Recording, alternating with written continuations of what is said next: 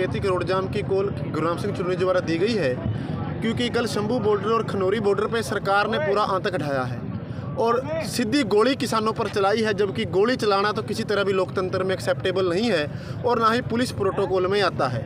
और हमारे पास सूत्रों से खबर है कि पुलिस डिस्क्लोज नहीं कर रही, एक कैजुअलिटी बता रहे हैं, जब हमारे पास सूत्रों से पुख्ता खबर है कि 5 से 6 किसानों की जान वहां गई है। तो ये पूरी तरह से लोकतंत्र को कुचल रहे हैं, किसानों के आंदोलन को कुचलने का प्रयास कर रहे हैं, जिसके खिलाफ आज देश भर के किसान सड़कों पर उतरे हैं और सरकार को ये बताना चाहते हैं कि हम स्थिति पर नज़र बनाए हुए हैं, आप अपने इस आतंक को रोकिए, गोली को रोकिए। ऐसा ना हो आपको इस गोली का जवाब हमें किसी और तरीके से देना पड़े। ये वार्निंग देने के लिए आज रोड जाम करवाए हैं। तो सरकार को इसे समझना चाहिए कि किसान अगर एकजुट होकर के सड़कों पर आ गए, पूरे हरियाणा का किसान उठ गया, तो फिर खट्टर साहब से संभाले नहीं संभलेगा। तो आज ये वार्निंग देने के लिए, सरकार को चेताने के लिए 2 घंटे का सकेतिक रोड जाम पूरे हरियाणा में किया है। उसी कड़ी में पेहवा के किसान गंगेड़ी न्यामबाड़ा हिसार हाईवे के ऊपर बैठे हैं। आगे क्या कुछ रणनीति रहेगी? आगे की रणनीति रहेगी, गुरनाम सिंह चुन्नी जी ने कल पूरे हरियाणा की कोर कमेटी की बैठक बुलाई है।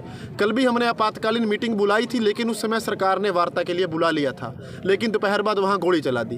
अब कल की आपातकालीन मीटिंग बुलाई है, उसमें कोई बड़ा फैसला हम लोग लेंगे और सरकार को झुकाने का काम करेंगे। जो संगठन अभी तक नहीं आपस में मिलजुल करके बात कर रहे, तो कौन कौन से संगठनों के साथ बातचीत हुई है? जी देखिए, वो बातचीत अभी चल रही है। आज भी चंडीगढ़ में एसकेएम की मीटिंग हो रही है और शाम तक हमें उम्मीद है कुछ सकारात्मक निकलेगा। जहाँ तक किसानों की मांगों की बात है, वहाँ पर कोई संगठन अलग नहीं है, सारे के संगठन किसान की बात पर सहमत हैं। जहाँ किसान पर गोली चलेगी वहाँ किसान नेता अपनी छाती आगे लगाएंगे, गुरनाम सिंह चुन्नी अपनी छाती आगे देंगे। तो इस बारे में आज चंडीगढ़ में मीटिंग चल रही है। कल चुन्नी साहब ने आपातकालीन मीटिंग बुलाई है और हमें पूरी इसमें उम्मीद है कि कल कोई ठोस फैसला लिया जाएगा। और सरकार को भी बार बार चेताना चाहते हैं, सरकार अपनी हठधर्मिता से बाज आए, राजहट को त्यागे, किसानों से सकारात्मक वार्ता करे और उनकी मांगों को माने। जो सरकार की तरफ से या मतलब सरकारी उसकी तरफ से बताया जाता है, बोला जाता है कि आचार संहिता लगने वाली है, अब ये समय सही नहीं है मांगों के लिए, तो उसको लेकर के तो कौन सा समय सही होगा? 2020 में आंदोलन किया, मोदी जी ने वादा किया था कि हम आपको एमएसपी का कानून देंगे। हम कोई नई मांग तो नहीं मान रहे ना। उन्होंने वादा किया, 3 साल में एक बार भी एसकेएम से मीटिंग नहीं की। जो आंदोलनरत संगठन थे, जो किसान थे, उनसे तो मीटिंग ही नहीं की। तो कैसे 3 सालों में कुछ नहीं किया? अब अगर करना चाहते हैं तो कृषि कानून भी तो ऑर्डिनेंस के रूप में लाए थे। संविधान ये ताकत देता है कि अध्यादेश बना करके लाया जा सकता है, लोकसभा का स्पेशल स्तर बुलाया जा सकता है, लेकिन बशर्ते नीयत होनी चाहिए। नीयत हो तो नीति बन जाती है। सरकार की नीयत नहीं है, क्योंकि कॉरपोरेट के इशारे पर, उद्योगपतियों के इशारे पर ये किसानों को उजाड़ना चाहते हैं। एमएसपी जो थोड़ी बहुत हरियाणा में मिल रही है उसे भी खत्म करना चाहते हैं। जो सरकार की तरफ से हाई कोर्ट में भी दलील पेश की गई कि ये जो ट्रैक्टरों पर जा रहे हैं, हमें इस चीज़ से दिक्कत है और जो सुरक्षा व्यवस्था को ध्यान में। पहली बात तो खट्टर साहब कह रहे हैं कि ट्रैक्टर पर जा रहे हैं, तो किसान और किस पीछ पर जाएंगे? जहाज पर जाएंगे। जब किसानों के पास ट्रैक्टर है तो ट्रैक्टर पर ही तो जाएंगे। दूसरी बात, खट्टर साहब से कोई मांग नहीं है।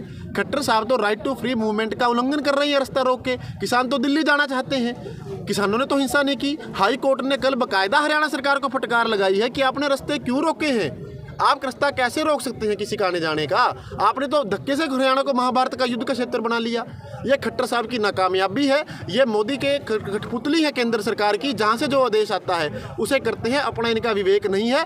आज ये हरियाणा को अराजकता की ओर धकेलने में अगर हाथ है तो मनोहर खट्टर का है, क्योंकि इन्होंने बॉर्डरों को जाम कर दिया है और हरियाणा के अंदर इमरजेंसी जैसी स्थिति बनाई हुई है। किसान नेताओं को परेशान किया जा रहा है, लोगों को घर से नहीं निकलने दिया जा रहा, नेट बंद कर रखा है। तो खट्टर साहब को इससे बाज आना चाहिए। जो सरकार की तरफ से प्रपोजल आया, उनके अंदर कहाँ पर आपको दिक्कत, किसानों को कहाँ पर आपत्ति है? देखिए, सरकार की ओर से जो 5 फसलों का प्रपोजल आया था, उसमें उड़द की, अरहर की दाल, कपास और मक्का थी।